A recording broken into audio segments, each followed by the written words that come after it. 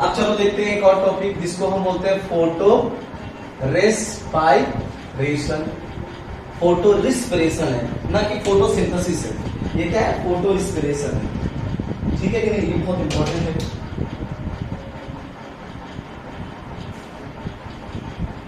ठीक, ये देखते हैं फोटो रिस्पिरेशन। अब ये देखते हैं कि photo respiration it occur in plant, occur in plants when oxygen concentration क्या हो जाती है?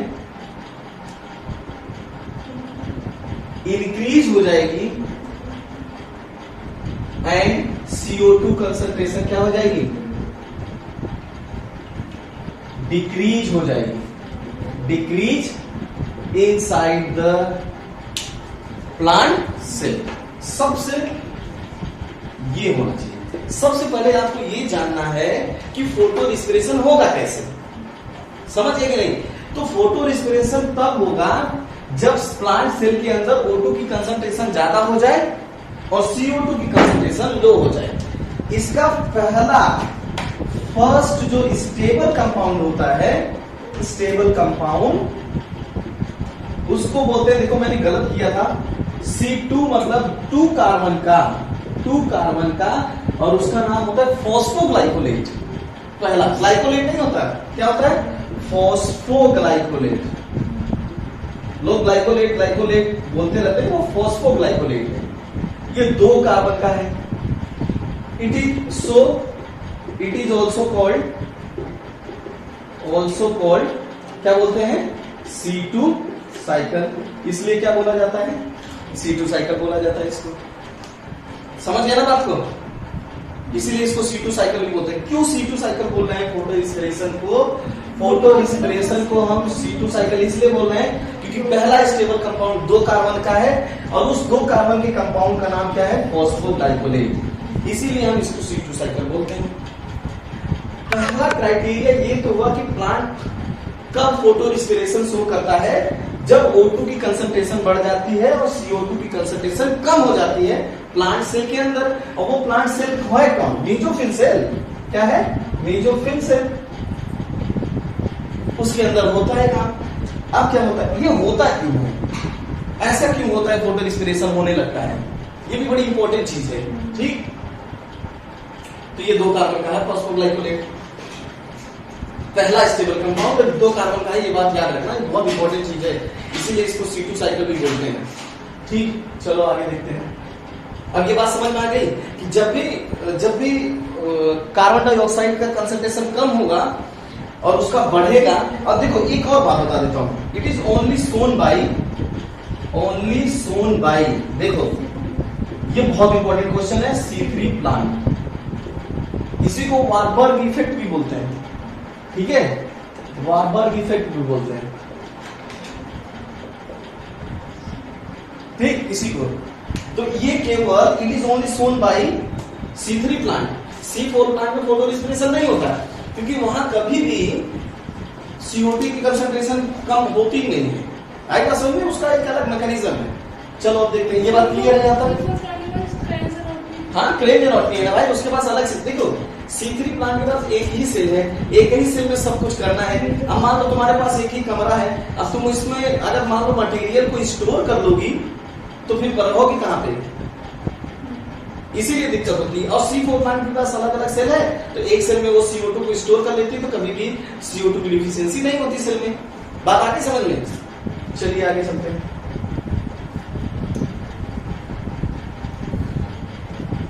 आगे देखते हैं हम लोग। हाँ, अभी बताऊंगा कि the factor which affect the temperature. अब देखो वो फैक्टर अलग है, पहले मैकेनिज्म देख लेते हैं। ओके, अच्छा, सेल ऑर्गेनेल इन्वॉल्व, ये बहुत इंपॉर्टेंट है। सेल ऑर्गेनेल, कौन कौन से सेल ऑर्गेनेल हैं? देखिए याद रखिए, जैसे साउथ की एक पार्टी है, दैट इज कॉल्ड CPM। ऐसे ही याद रखना, सीक्वेंस पूछा जाता है।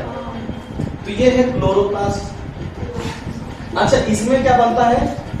फॉस्फोग्लाइकोलेट, या इसको ग्लाइऑक्सिलेट भी बोलते हैं, ठीक है। ये हो गया, ये बनेगा।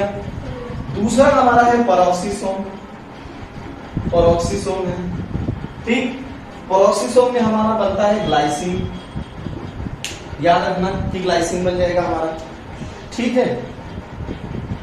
अब ये last one that is called mitochondria, याद रखना, ये शॉर्ट में बता दे रहा हूं तुम्हें, माइटोकॉन्ड्रिया। तो यहां क्या बनेगा, सीरीन बन जाएगा, ठीक। 3 सेल ऑर्गेनेल है हमारे पास, और पहला है क्लोरोप्लास्ट, दूसरा है पेरोक्सिसोम, माइटोकॉन्ड्रिया। एक बात याद रखना, प्लांट में कोई भी लाइट से स्टार्ट प्रोसेस होगी ना, तो हमेशा क्लोरोप्लास्ट से स्टार्ट होगी। तो अगर पूछा जाए कि फोटो रिस्पिरेशन में कौन से 3 सेल ऑर्गेनेल इन्वॉल्व होते हैं, तो ये 3 ऑर्गेनेल है, ठीक है। ये 3 सेल ऑर्गेनेल इन्वॉल्व होते हैं, क्लोरोप्लास्ट, पेरोक्सिसोम और माइटोकॉन्ड्रिया। क्लोरोप्लास्ट में क्या बनेगा, फॉस्फोग्लाइकोलेट बनेगा, या उसी को ग्लाइऑक्सिलेट बोलेंगे। और दूसरा पेरोक्सिसोम होगा, उसमें क्या बनेगा, ग्लाइसिन। यू नो कि glycine is the simplest amino acid. और तीसरा है क्या, हमारा माइटोकॉन्ड्रिया, और माइटोकॉन्ड्रिया में क्या बनेगा, सीरीन। ये पूछा जाता है क्वेश्चन कि भैया ग्लाइसिन सीरीन में कहां कन्वर्ट हो जाएगा, दैट इज कॉल्ड माइटोकॉन्ड्रिया। ऐसे ही हमारे 3 सेल ऑर्गेनेल होते हैं, ऐसे ही तुम्हारे बुक में नहीं दिया है, लेकिन मैं बता, ऐसे 3 सेल ऑर्गेनेल है हमारे पास, ठीक। तो ये हमारा हो गया क्लोरोप्लास्ट, क्या हो गया, क्लोरोप्लास्ट। ये हो गया हमारा पेरोक्सिसोम, और ये हमारा क्या हो गया, माइटोकॉन्ड्रिया हो गया। ये 3 हो गए। तो इसमें क्या बन गया हमारा, ग्लाइऑक्सिलेट बन गया। इसमें हमारा क्या बन जाएगा, ग्लाइसिन, और इसमें हमारा क्या बन जाएगा, सीरीन। आई बात समझ में कि नहीं। अब ये तो हम लोग देखिए, अब देखते हैं एंजाइम का, किस एंजाइम का रोल होता है यहाँ पे, ठीक है। और ये किसकी वजह से होता है, अब देखो इसको, ये बड़ा इंपॉर्टेंट बात है। तो जो फोटो रिस्पिरेशन होता है, photorespiration occur due to dual nature of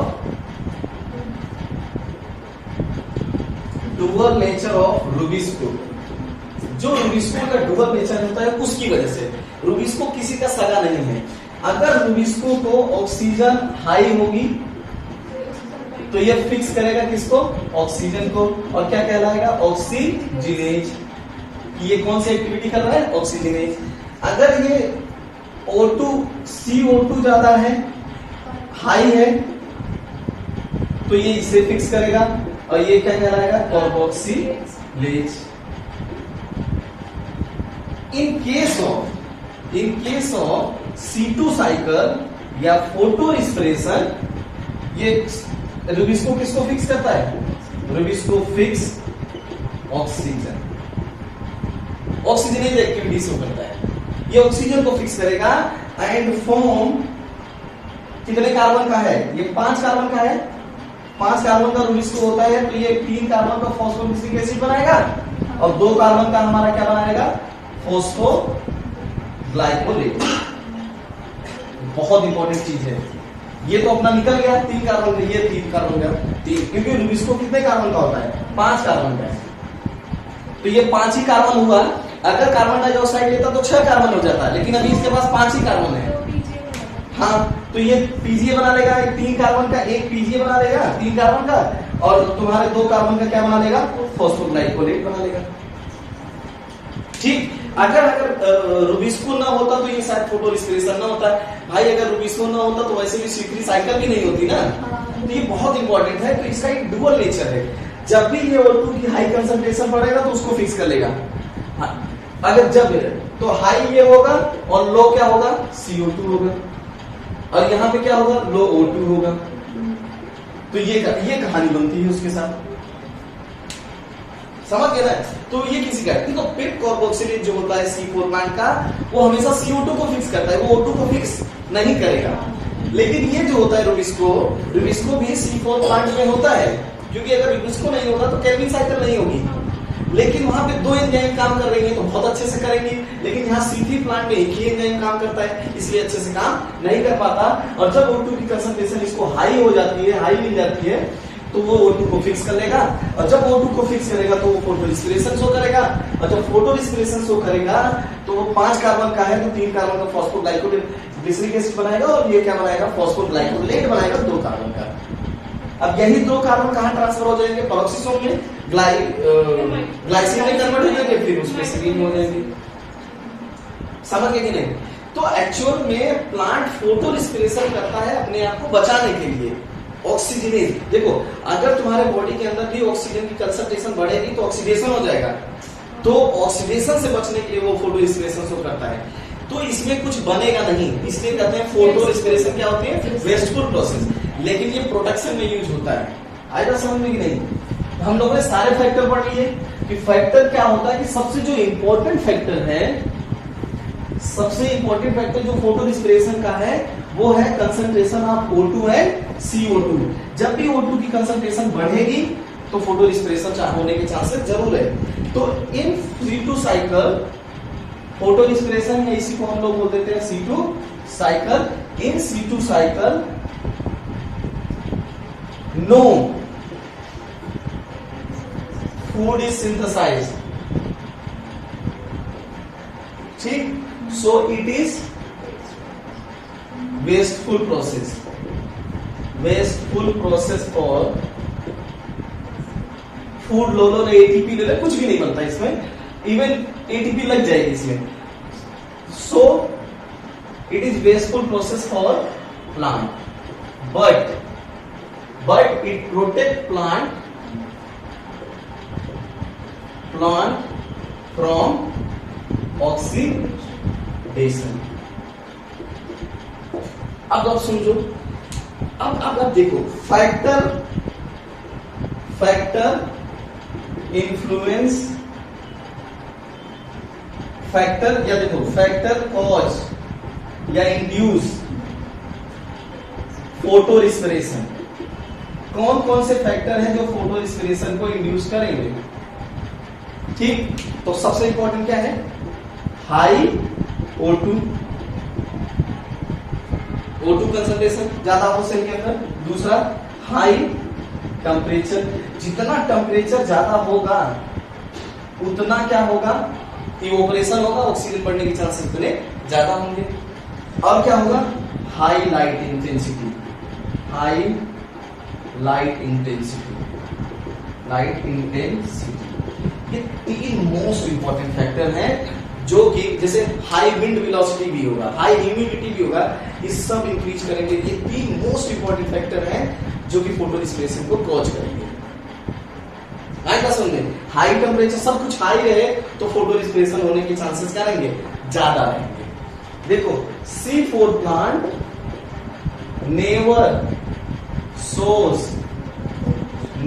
shows C2 cycle due to Kranz anatomy. Kranz anatomy की वजह से वो कभी भी C2 साइकिल को शो नहीं करता है। आगे बात समझ में। तो पहला पॉइंट जो है फोटो रिस्पिरेशन में, भैया O2 की कंसंट्रेशन ज्यादा हो जाएगी, CO2 की कंसंट्रेशन कम हो जाएगी, ठीक है। इसमें 3 सेल ऑर्गेनेल इन्वॉल्व होते हैं जिसका नाम है क्लोरोप्लास्ट, पेरोक्सिसोम, माइटोकॉन्ड्रिया। क्लोरोप्लास्ट में फॉस्फोग्लाइकोलेट बनेगा, फिर हमारा पेरोक्सिसोम ग्लाइसिन, उसमें सीरीन बनेगा। तीनों का सीक्वेंस याद रखना CPM से। इसमें एक एंजाइम जो काम करती है दैट इज कॉल्ड रिड्यूसको। रिड्यूसको जब ऑक्सीजन की कंसंट्रेशन ज्यादा होगी तो उसको फिक्स करना शुरू कर देगी, तो ये C2 साइकिल होना शुरू हो जाएगी। C2 साइकिल को इंड्यूस कौन करता है, high O2, high temperature and high light intensity. और क्या होता है कि इसमें कुछ बनता नहीं है, इसलिए वेस्टफुल प्रोसेस है, बट ये प्लांट को प्रोटेक्ट करेगा ऑक्सीडेशन, फोटो ऑक्सीडेशन से। फोटो ऑक्सीडेशन से प्लांट को होगा, क्योंकि ऑक्सीडेशन सबसे ज्यादा डैमेज करता है सेलुलर टिश्यू, और इसी को हम लोग बोलते हैं वार्बर्ग इफेक्ट या C2 साइकिल बोलते हैं, ठीक है। अब कभी भी C4 प्लांट इसको शो नहीं करेगा, ये पूछा भी जाता है, या बहुत कम शो करेगा या शो ही नहीं करेगा, क्योंकि उसके पास क्रेंज एनाटॉमी है। और क्रेंज एनाटॉमी क्योंकि इसके पास एक एडिशनल क्या है, सेल है, that is called bundle cell, इसलिए कभी भी C2 साइकिल को शो नहीं करेगा। C4 प्लांट ओनली अकर इन C3 प्लांट, केवल C3 प्लांट में होगा ये।